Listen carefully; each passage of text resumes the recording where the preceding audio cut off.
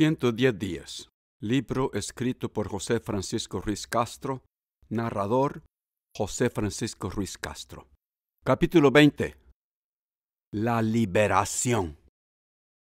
Desde aquel día de octubre de 1970, después de nuestro descenso amoroso del Cerro Santa Lucía, visité a Norma Beatriz todas las noches después de cenar. Me senté en el mismo sofá verde lima, al lado de la TV, en la sala. Allí me quedaba hasta las 11 de la noche. Solamente 3 minutos bastaban para recorrer el camino desde mi apartamento hasta la puerta de la suya. Desde mi apartamento, ubicado en el tercer piso del edificio A, se podía mirar hacia abajo, a través de la ventana de mi habitación, su apartamento, ubicado en la planta baja del edificio C, directamente enfrente, al otro lado del patio interno de las multis, por lo que yo sabía exactamente cuándo ella se sentaba en el sofá para esperarme. Los rituales regimentados en la vida de seminarista me prepararon para una vida de fácil adherencia a las rutinas, lo cual, en cualquier ambiente, conducía hacia una formación de hábitos, buenos o malos.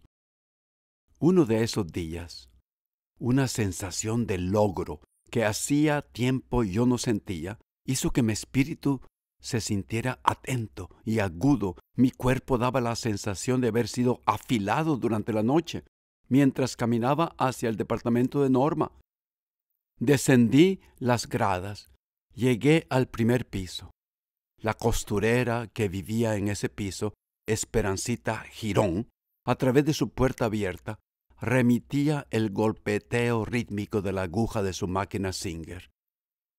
La finca de café que bordeaba las multis, ahora en plena floración, lanzaba oleaje de olores fragrantes de una mezcla de miel y jazmín.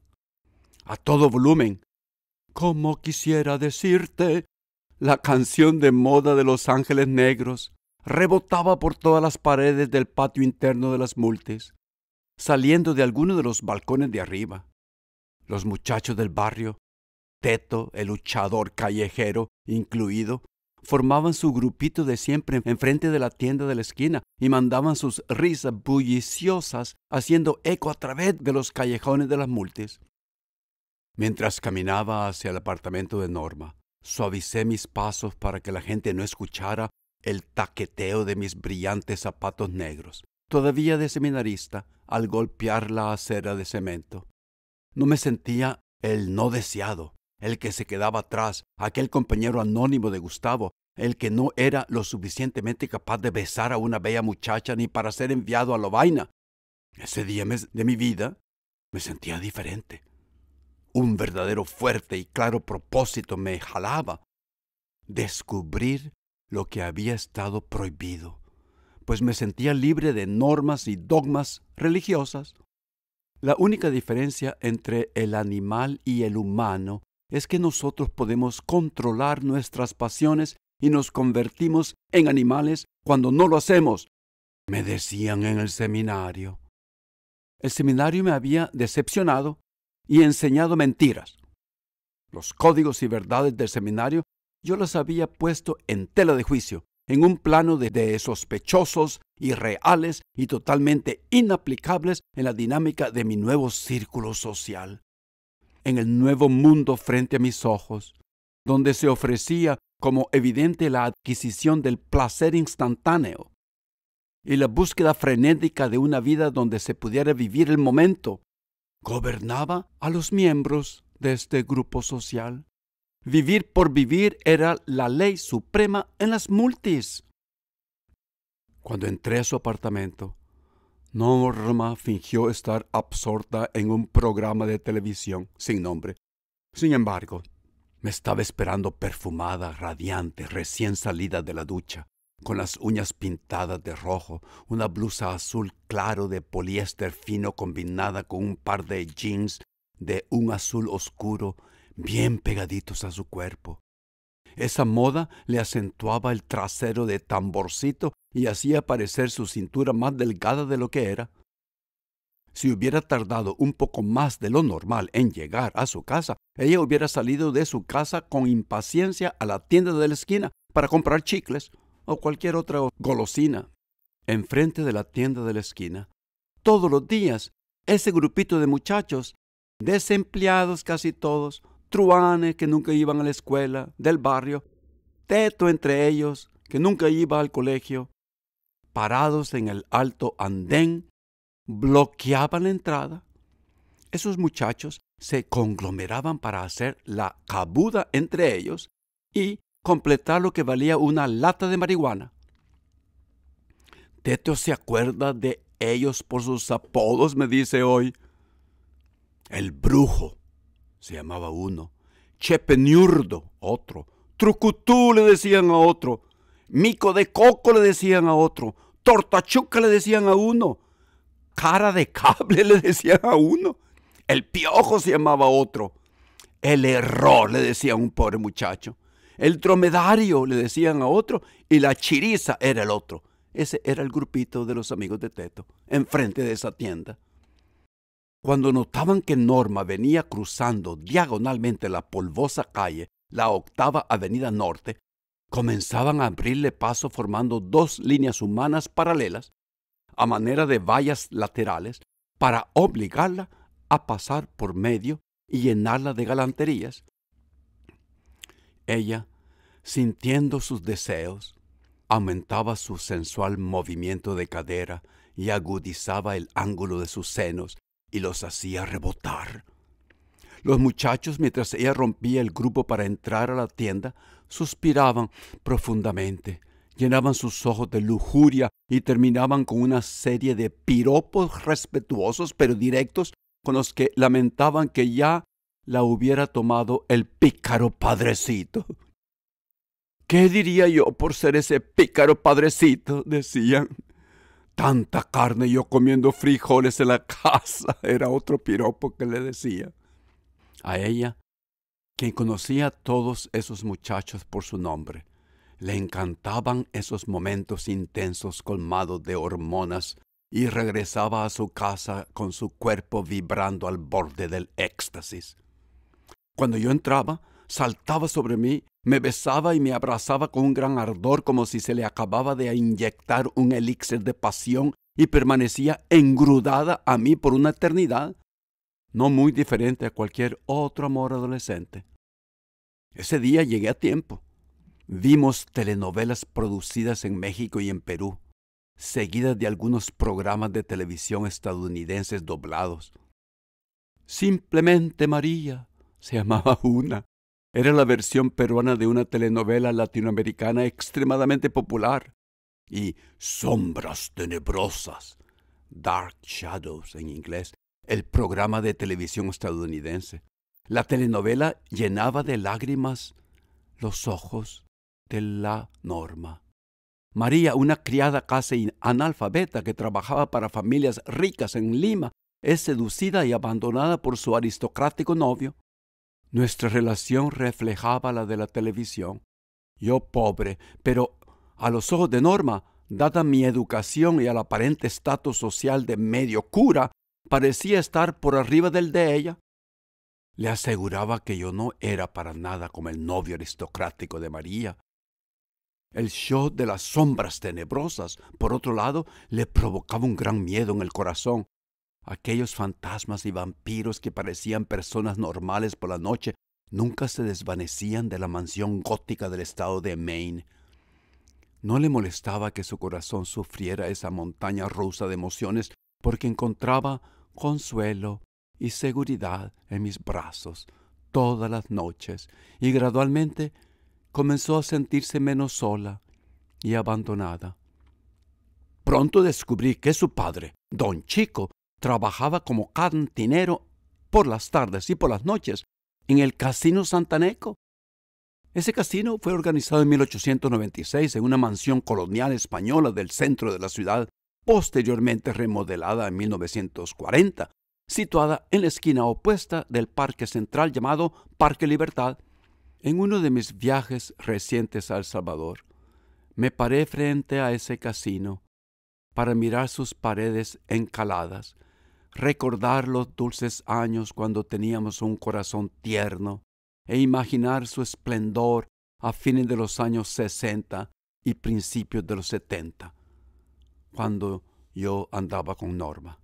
Contemplé su entrada con nostalgia y vi de nuevo la aristocracia de Santa Ana de la década de 1950 que se abría camino hacia los salones de baile, rodeados de tapices españoles importados bajo candelabros italianos, llena de anticipación y brillo para celebrar bodas, graduaciones, quinceañeras y una cosecha exitosa de café.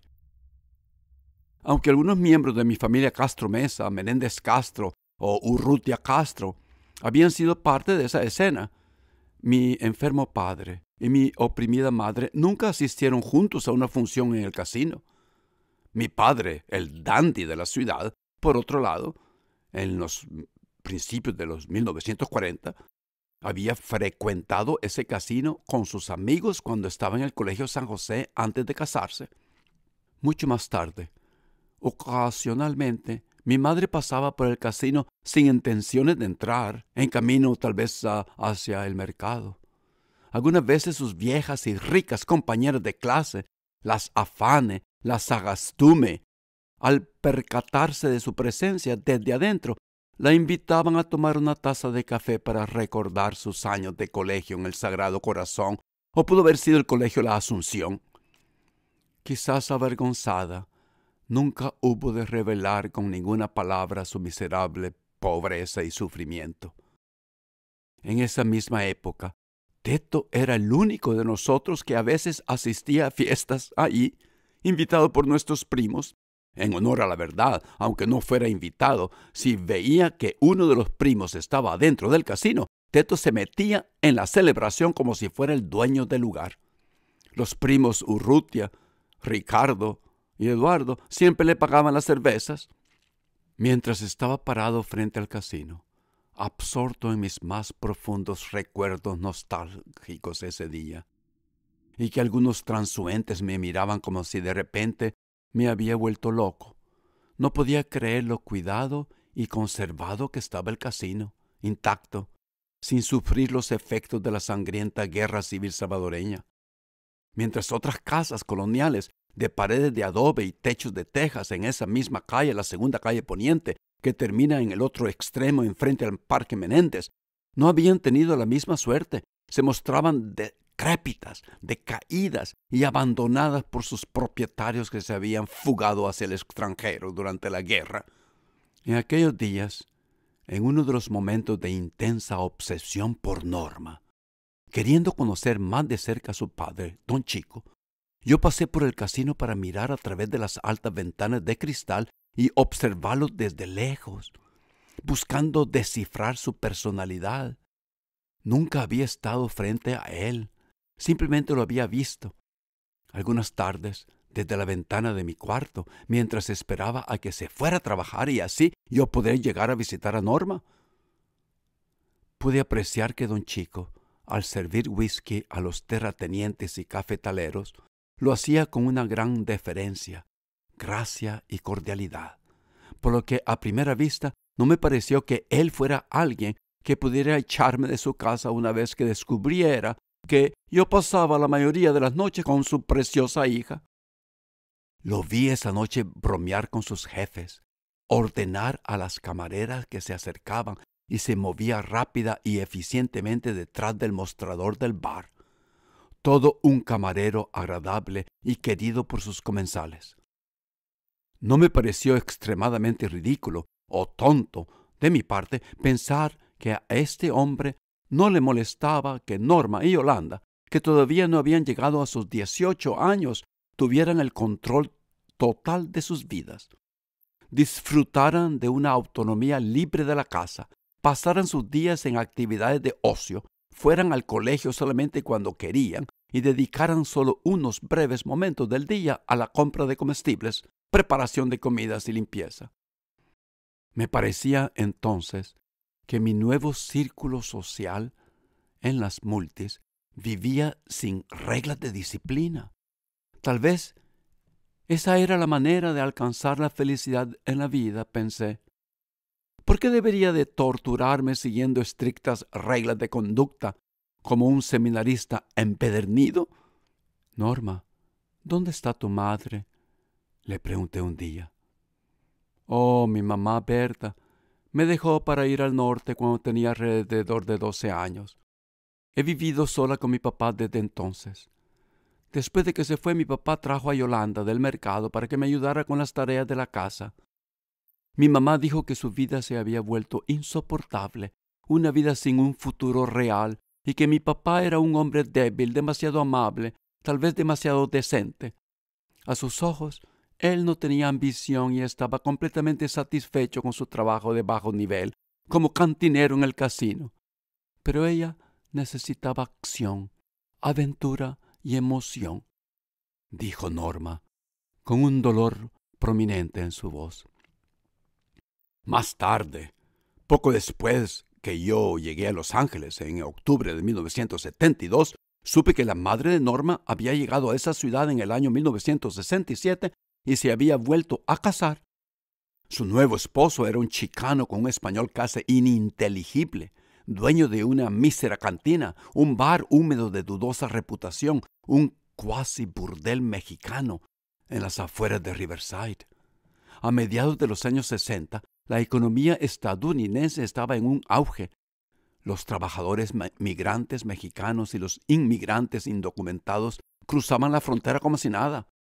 El chicano estaba desesperado por una compañera para que le ayudara a administrar la cantina, y Berta, con sus ojos verdes ovalados, su piel blanca brillante y con un agudo sentido comercial desarrollado en el ambiente despiadado del mercado central de Santa Ana, rápidamente conquistó el corazón del chicano.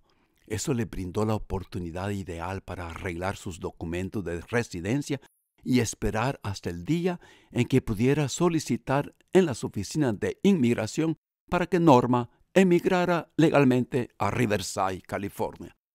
No importaba, mientras tanto, que su trabajo en la cantina pudiera haber incluido coquetear de vez en cuando con sus clientes migrantes cuando el chicano lo deseara, pretendiendo que era una buena práctica para aumentar ingresos. De esa manera, muy pronto ahorró suficiente dinero para los elevados honorarios de abogado de inmigración y los boletos de avión para Norma. Consideraba que su dudosa vida era un pequeño precio que tenía que pagar para traerse a sus hijos. Una madre debe hacer todo lo posible para que sus hijos estén cerca y seguros. No ignoraba, por supuesto, el hecho de que Norma, joven y deseable, podría agregar un par de manos adicionales a la cantina, y si fuera necesario, más que eso, al negocio del chicano. La vida había sido mucho más dura en el mercado central de Santa Ana, donde ella apenas se ganaba la vida vendiendo carne fresca y no tan fresca, y la mayoría de las mujeres y niñas casadas y solteras vivían una vida dentro y fuera del mercado donde la promiscuidad era cotidiana, donde el robo y los delitos menores eran la norma común, como es el caso en muchos mercados latinoamericanos, siendo el mercado El Tepito de la Ciudad de México el ejemplo perfecto.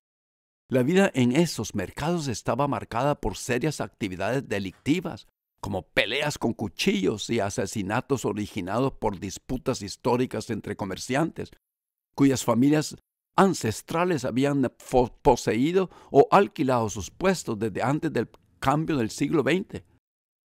Luis Buñuel, el reconocido director de cine español, describió dolorosamente bien cómo era la vida en un mercado mexicano en su drama cuasi documental de 1950 titulado Los Olvidados.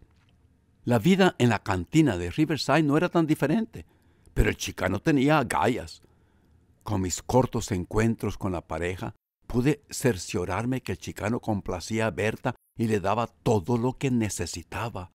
El chicano manejaba el último modelo de automóvil que General Motors había producido ese año, lo que podría haber causado la envidia de cualquier terrateniente salvadoreño, no digamos la de los dueños de puestos en el mercado de Santa Ana.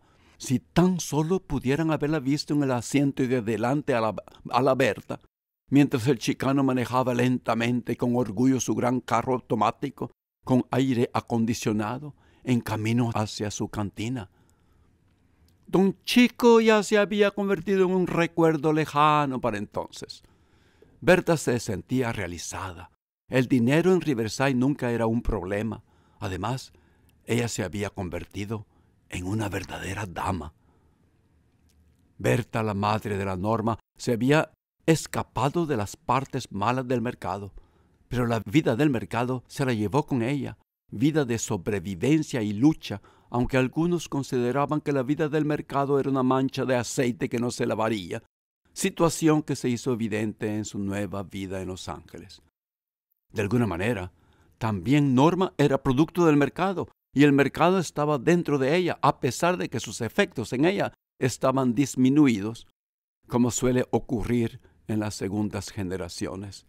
El amor de adolescente es ciego. Yo estaba completamente loco por Norma, porque solamente veía su inocencia, su dulzura, su paciencia y su amor. Si tan solo yo no hubiera sido tan inexperto e ingenuo, pero tal vez, en el fondo, yo entendía egoístamente y cruelmente que era mejor que las cosas fueran de esa manera porque me facilitaban la exploración personal. Esa noche, con paso lento y feliz, emprendí el regreso de mi corta caminada, sabiendo que mi madre había estado despierta esperándome, tal vez rezándole a San José para que yo recobrara mis sentidos, para que yo recapacitara y quebrara inmediatamente con Norma. Pero San José esta vez no la oyó.